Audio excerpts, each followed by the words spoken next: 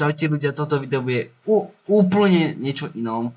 Chcem mu povedať, že som docela cooked, že extrémne som moc cooked.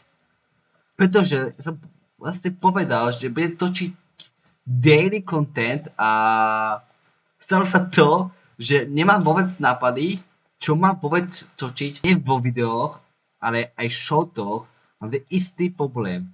A môžete mi povedať do komentárov, že chcete viac keciacie videá, pretože ja som si myslel, že tieto keciacie videá sú celá zbytočné, pretože nemám skôr žiadnu komunitu, ktorá by sa zaujímala o mňa. To si povedal, hovorím, že toto asi nebude potrebné.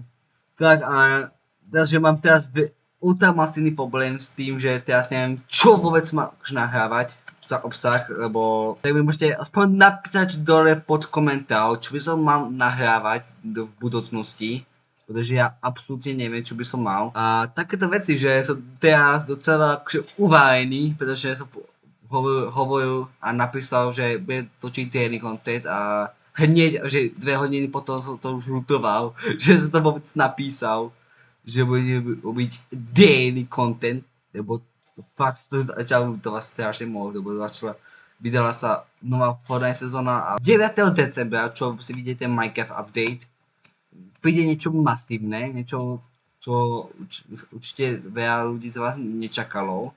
Takže sa na 9. decembra tešte, že niečo masívne bude plánovať. A keď sa vám toto video páčilo a chceli by ste viac týchto kecacích videí, tak mi to môžete napísať dole pod komentár. A cez...